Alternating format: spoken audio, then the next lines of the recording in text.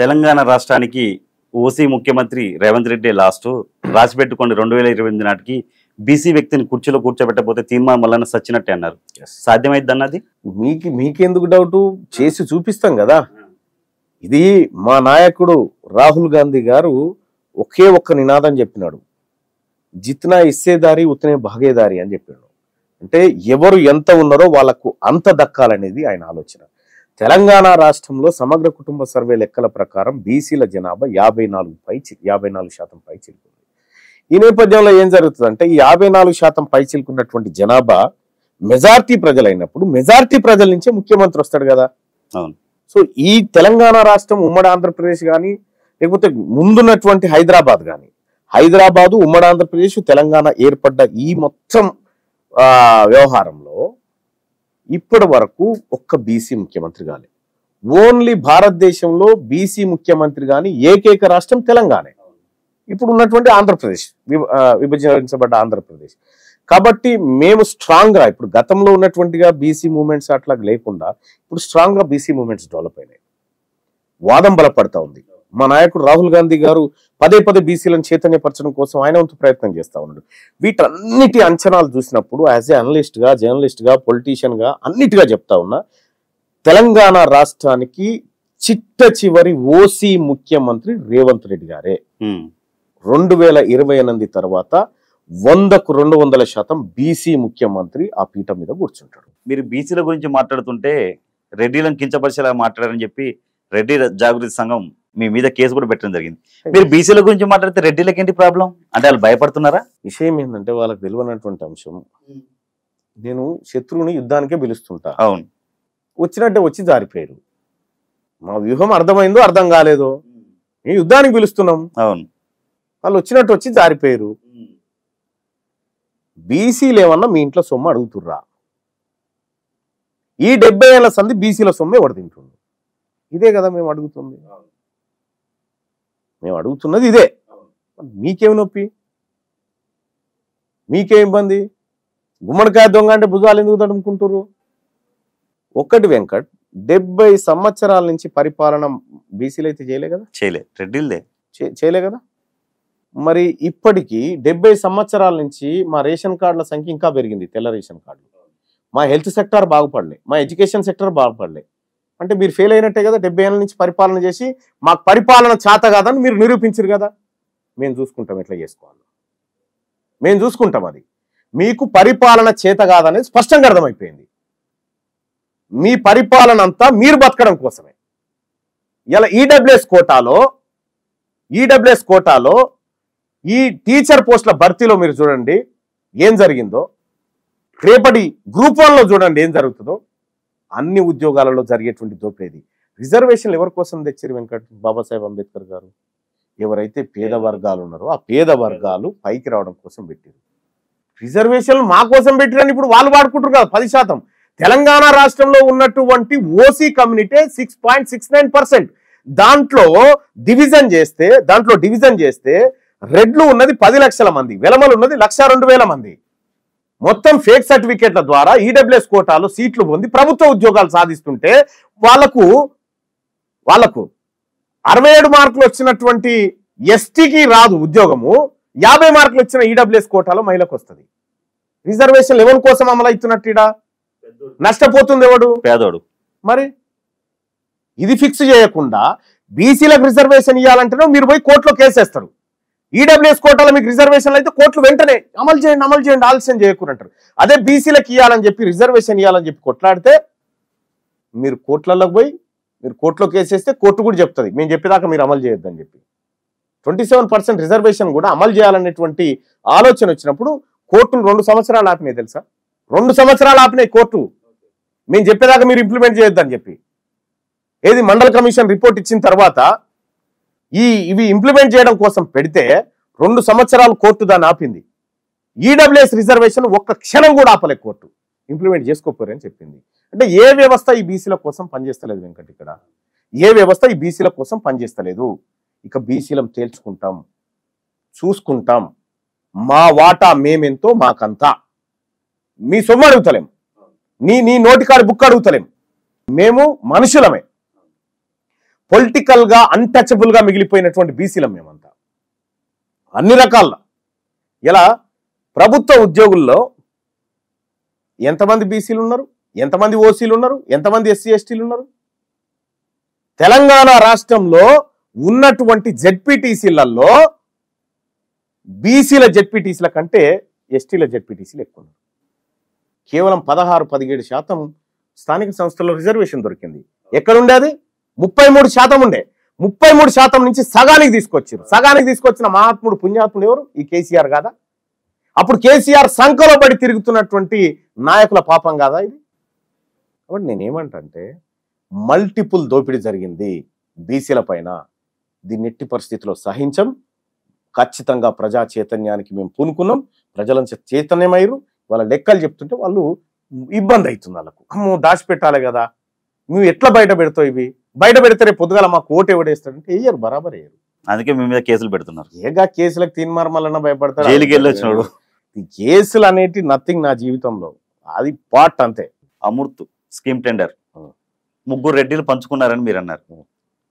పొంగులేటి అయితేంది, మన మెగా కృష్ణారెడ్డి అయితేంది. ఈ భారం అంతా ఎవరి మీద పడుతుందండి? మరి ప్రజల మీదే పడుతుంది, ప్రజల మీదే పడుతుంది. మరి మీ పార్టీ ఇప్పుడు కామారెడ్డి డిక్లరేషన్ ప్రకారము 42% కాంట్రాక్ట్లు బీసీలకు ఇవ్వాలని చెప్పారు. ఇచ్చిరా? ఇవ్వలే కదా. మరి ఇది అమృత్ స్కీమ్ కు సంబంధించినటువంటి టెండర్లు గత ప్రభుత్వం బీఆర్ఎస్ పార్టీ రేపు ఎలక్షన్లు అనగా టెండర్లు వేసి మాయా మచ్చింద్ర కార్యక్రమాలు చేసి అక్రమంగా కొట్టాలని చూసింది. సో తర్వాత వచ్చిన ప్రభుత్వం దాన్ని సవరించి మళ్ళీ టెండర్లు పిలిచి పొంగులేటి శ్రీనివాసరెడ్డి గారు చెప్తా ఉన్నారు లెస్ కేసిన. లెస్ కూడా కాదు అది, ఇది ఓపెన్ దోపిడీ. ఒప్పుకొని తీరాలే. లేదు మేము చేయము అని అంటే ఒకసారి మాట్లాడదాం. మీ పార్టీలో ఉన్నారు. ఏ పార్టీలు ఉంటేంది? ప్రజల సొమ్మిది. అన్ని వేల కోట్ల రూపాయలు ఎక్కడికేం తెచ్చి పెడతారు? జనం సొమ్మే కదా. ఒక్కొక్క బీసీ నెత్తి మీద వీళ్ళు పంచుకున్నటువంటి కాంట్రాక్టర్ సొమ్ము 1900 రూపాయలు 1924 రూపాయలు 26 పైసలు పడ్డది ఒక్కొక్క నెత్తి మీద. కాంట్రాక్టులు ఈ ప్రభుత్వంలో ఉన్నటువంటి వాళ్ళు కాంట్రాక్టులు చేసేదేంది? వాళ్ళ కంపెనీలకు లబ్ధి చేకూర్చడం ఏంది? అంటే మీకు అనుకూలమైనటువంటి టెండర్లు వేసుకొని మీకు అనుకున్న తీరుగా పంచుకొని పోవడమేనా? 42% కాంట్రాక్టులు బీసీలకు ఇస్తాన్నారు. ఏవి మరి 3 రెడ్లు పంచుకొని తిన్నారంటే అనకపోతే ఏం చేస్తావా? బీసీ కాంట్రాక్టర్లకు అన్యాయం జరుగుతుంటే నేను సాటు కంటలేను వెంకట్, నీకెవరు అమ్మగట అంటున్నా ఈ మాట. కట్టుబడి ఉన్న మాటకు. ఇందిరమ్మ రాజ్యంలో ఏం జరిగింది గొప్పగా చెప్తున్నారు ఇవాళ. ఇందిరమ్మ రాజ్యంలో ఏం జరిగిందంటే మండల్ కమిషన్ రిపోర్ట్ తీసి 10 ఏండ్లు బీర్వాల పెట్టి భద్రంగా తాళమేసిండ్రు తప్పితే ఇందిరమ్మ రాజ్యంలో బీసీలకు న్యాయం జరగలే. ఇవాళ నేను అడుగుతా ఉన్న కాంగ్రెస్ పార్టీని, కాదంటారా ఈ వాస్తవాన్ని? 1980లో మండల్ కమిషన్ రిపోర్ట్ ఇస్తే మళ్ళా కాంగ్రెసేతర ప్రధానమంత్రి విపి సింగ్ 10 ఏండ్ల తర్వాత వచ్చేంత వరకు కూడా బీసీల గురించి కాంగ్రెస్ పార్టీ మాట్లాడిన పాపాన పోలేదు. ఇవాళ బాగా నోరు పెట్టుకొని మాట్లాడుతున్నారు. మేమందరం బీసీలం ఇందిరా పార్క్ దగ్గర 2 ముచ్చట్లు మాట్లాడుకుంటామంటే నిన్న రాత్రి 9 దాకా పర్మిషన్ ఇవ్వకుండా ఇబ్బంది పెట్టి ఇక మీకు ఇప్పుడే బీసీలు గుర్తొచ్చిరా అంటారు. చెప్తాం మీ చరిత్ర కూడా చెప్తాం. మీరు 10 ఏండ్లు భద్రంగా బీర్వాల పెట్టి తాళం పెట్టిరు మండల్ కమిషన్ రిపోర్టు. మళ్ళా కాంగ్రెసేతర ప్రధానమంత్రి వచ్చినప్పుడే విపి సింగ్ గారు వచ్చినప్పుడే దానికి న్యాయం జరిగింది. ఆయన అమలు చేసిండు పాపం మండల్ కమిషన్ రిపోర్ట్ని. అమలు చేస్తే ఇక గొప్పగా మాట్లాడే భారతీయ జనతా పార్టీ నాయకులు విపి సింగ్ గారికి ఆనాడు సపోర్ట్ విత్డ్రా చేసుకున్నారు. ఆయన ప్రభుత్వాన్ని కూలగొట్టిండ్రు. సంకీర్ణ ప్రభుత్వం ఉండే, బీజేపీతో కలిసిన ప్రభుత్వం ఉండే, బీసీల కోసం మంచిగా చేసినటువంటి వ్యక్తి ప్రధానమంత్రిగా ఉండడానికి లేదని బీజేపీ ఆనాడు సపోర్ట్ వాపస్ చేసుకున్నది. ఇది కాదా, ఇది తప్ప బీజేపీ నాయకులు ఇవాళ ఆన్సర్ చేయాలి. ఆనాడు మరి కాంగ్రెస్ వాళ్ళకు కూడా ఉండే ఎంపీలు, కానీ విపి సింగ్కి సపోర్ట్ చేయలేదు. మొత్తానికి ఆయన ప్రభుత్వాన్ని ఊలగొట్టిండ్రు. తర్వాత కేసుల మీద కేసులు వేసిండ్రు. 1993లో 27% కేవలం ఉద్యోగాలలో మాత్రమే బీసీలకు రిజర్వేషన్ వచ్చింది. కేవలం ఉద్యోగాలలో మాత్రమే. మళ్ళీ 2006 దాకా అంటే ఇంకొక 13 ఏండ్లు విద్యలో మనకు రాలేదు రిజర్వేషన్. 2006లో మళ్ళా 13 ఏండ్లకు అప్పుడు విద్యలో రిజర్వేషన్ వచ్చింది. అంటే ఈ నెహ్రూ గారి రాజ్యంలో అన్యాయమే, ఇందిరమ్మ రాజ్యంలో బీసీలకు అన్యాయమే. తర్వాత రాజీవ్ గాంధీ గారు వస్తే ఇదే విపి సింగ్ గారు నేను అమలు చేస్తున్న మండల్ కమిషన్ రిపోర్ట్ అంటే పార్లమెంటులో గంటన్నర మాట్లాడతారు రాజీవ్ గాంధీ గారు. మాట్లాడి ఏమంటారు, బీసీలకు రిజర్వేషన్లు ఇస్తే ఈ దేశం విచ్ఛిన్నం అయిపోతుందని చెప్పి ఆనాడు రాజీవ్ గాంధీ గారు మాట్లాడినరు. ఇది చరిత్ర కాదని లేని వాస్తవం, ఇది తప్ప అని నేను కాంగ్రెస్ వాళ్ళని వాళ్ళు అడుగుతా ఉన్నా. ఆ తర్వాత 2006లో విద్యలో వచ్చింది రిజర్వేషన్. ఇక కొట్లాడంగా మరి సోనియమ్మ రాజ్యం వచ్చింది. సోనియమ్మ రాజ్యంలో 2011లో కులగణన చేస్తామని చెప్పి మొదలుపెట్టిండ్రు. 4500 కోట్ల రూపాయలు ఖర్చు పెట్టిండ్రు, కులగణన చేసిండ్రు. కానీ ఆ రిపోర్ట్ మాత్రం ఇంతవరకు బయట పెట్టలే. ఎందుకోసం భయం? మనం ఎంతమంది ఉన్నామో తెలిస్తే అంత వాటా ఇవ్వాల్సి వస్తుందని భయం తప్పితే ఇంకొకటి ఏమీ లేదు. 4500 కోట్లు ఖర్చు పెట్టి సోనియమ్మ రిపోర్ట్ ఇవ్వకుండానే వెళ్ళిపోయింది. ఆ తర్వాత బీజేపీ ప్రభుత్వం 2014లో వచ్చింది. రేవంత్ రెడ్డి గారి ప్రభుత్వం నడుస్తుంది, మీ అందరికీ తెలుసు. రేవంత్ రెడ్డి గారి ప్రభుత్వం మనకేం చెప్పింది, ఎన్నికలలో ఏం హామీ ఇచ్చిండ్రు? ఇవాళ ఇక్కడ రేవంత్ రెడ్డి గారి ప్రభుత్వం నడుస్తూ ఉన్నది. ఈ ప్రభుత్వం మనకు హామీ ఇచ్చింది. ఏమని హామీ ఇచ్చింది? 42% మేము రిజర్వేషన్ చేసినాకనే ఎన్నికలకు పోతామన్నారు. మీరు 42% లోకల్ బాడీలో రిజర్వేషన్ ఇవ్వాలంటే అధికారంలోకి వచ్చిన నెల లోపలనే బీసీ డెడికేటెడ్ కమిషన్ వేయాల్సింది. వేయలేదు మీరు. మేము గుర్తు చేసినాం. తెలంగాణ జాగృతి నుండి జనవరి 26, 2024లో మేము రౌండ్ టేబుల్ సమావేశం పెట్టి మరీ గుర్తు చేసినాం. మీరు ఇస్తామన్నారు, మీరు డెడికేటెడ్ కమిషన్ వేయండి, మీరు ఇస్తామన్నారు, ప్రక్రియ ప్రారంభించండి అని. కానీ చేయలేదు. చేయకుండా మనందరం కూడా గొడవ చేసేంత వరకు, హైకోర్టు మొట్టికాయలు వేసేంత వరకు కూడా రేవంత్ రెడ్డి గారి ప్రభుత్వం బీసీ డెడికేటెడ్ కమిషన్ వేయలేదన్నటువంటిది వాస్తవం. ఇప్పుడు వేసిండ్రు, 2 నెలలైంది బీసీ డెడికేటెడ్ కమిషన్. కానీ ఈ లోపల ఏం చేసిండ్రు, లెక్కలు ఇంకో కమిషన్ పెడుతున్నది. అంటే ఇందులో కుట్ర ఏముంది? లెక్కలు ఒక కమిషన్ పెడుతున్నది, రిపోర్ట్ ఇంకో కమిషన్ ఇస్తున్నది. రేపు పొద్దున ఇది నిలబడుతుంది ఆ కోట్ల. ఇగో ఇలా అందుకే పెట్టినాం బీసీ మహాసభ, ఉట్టిగా పెట్టలే, మాకు తెలియక పెట్టలే. కాంగ్రెస్ నాయకులు నన్ను అడుగుతున్నారు, ఎందుకు మాట్లాడుతున్నావు అని. నేను తెలంగాణ ఉద్యమం నుంచి వచ్చినటువంటి వ్యక్తిని, సందర్భోచితంగా మాత్రమే మాట్లాడతా. ఇవాళ సందర్భం ఉన్నది. ఈ సందర్భం మిస్ అయిన తర్వాత, లోకల్ బాడీ ఎన్నికలు అయిపోయిన తర్వాత అప్పుడు మాట్లాడితే ఏమంటారు, కవితమ్మ ఎందుకు మాట్లాడలే ముందు అంటారు. అందుకే ఇప్పుడు మాట్లాడుతున్నాం.